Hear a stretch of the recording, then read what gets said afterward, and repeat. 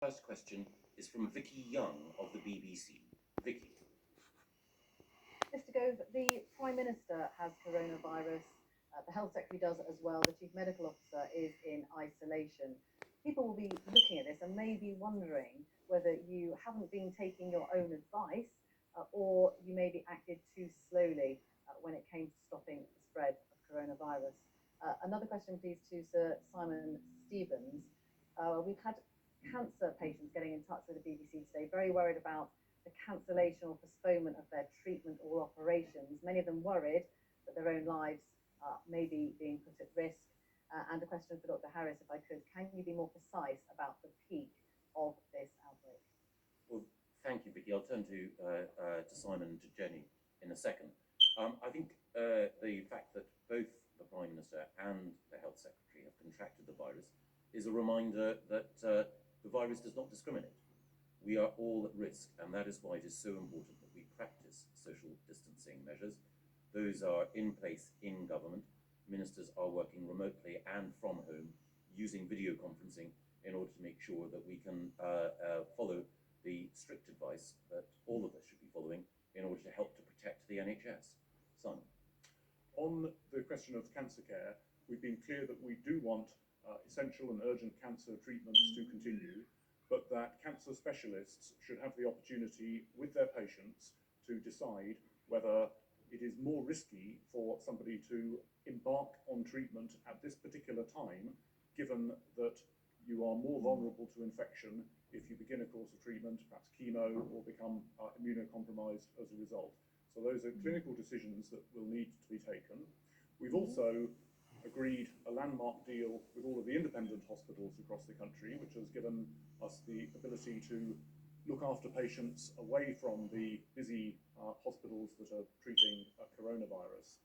And in London, for example, the Royal Marsden is therefore coordinating cancer care right across the capital, so that even if patients aren't being looked after at their local hospital, they will be getting the care they need.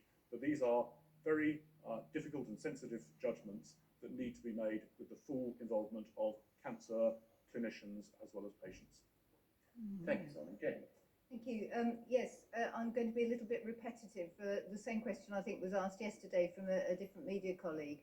It would be very foolish of me, I think, to predict precisely when we expect the peak to be, not least because we have put in social distancing interventions and we are looking to see how well they work. As I said yesterday, there's some early indication that the public are really now heeding that advice, and we thank them for that. It's really important that they continue to do that.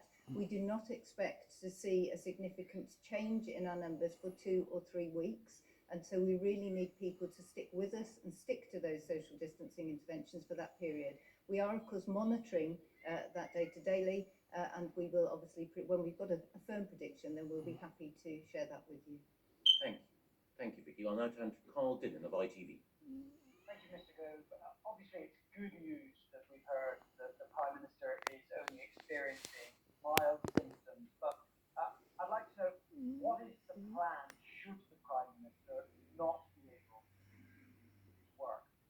And also, given that there does seem to be a limit to the number of tests that can be done, what is the system for testing people like yourselves at the top of government who are dealing with this crisis? Well, Carl, the Prime Minister has only mild symptoms. He took part in, he chaired a video conference earlier today, and he was able to marshal the resources of the NHS and different government departments and indeed of the private sector in order to bring forward the testing initiative that we've announced today. But I'll hand over to Jenny to say a little bit more about the testing protocols that guide the way in which people are tested, and a little bit, then I'll turn to Simon, forgive me, to say a little bit more about our ambitions to support frontline NHS staff with the extension of testing. So Jenny, first of all. Thank you. So as I stated previously, the primary objective of all of our testing is to ensure that we manage clinical cases safely. So those patients who are admitted to intensive care with acute respiratory disease syndrome or with pneumonia are the ones we're focusing on, and again for other admissions into hospitals for those conditions. We test routinely in some other very specific areas, so care homes, for example, where we know that there are critical patients at risk, at higher risk, and where there is a higher risk of disease spread.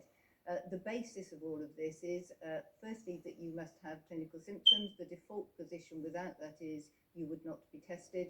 And then the only other criteria would be the centrality of your role to the COVID-19 response. And in this particular case, I'm sure your viewers will understand that the Prime Minister plays a very critical role in that, and that's the basis for our testing. Thanks, Jenny. Simon. Well, from an NHS perspective, we think it is urgently important that we are able to test frontline staff who are off sick or otherwise isolating. And that's why the work that Public Health England has been leading is so important, because it means that we're going to be able to double by this time next week the number of tests compared to the number that we've been doing this week. And so I can say that today we're announcing that we will be rolling out staff testing across the NHS beginning next week, starting with the critical care nurses, other staff in intensive care, emergency departments, ambulance services, GPs, and as the testing volumes continue to increase, we want to expand that to a wider range of essential public service workers, including our social care services, as well as, of course, continuing with the patient testing, which is so vital. Thank you, Simon. We'll now turn to Beth Rigby from Sky.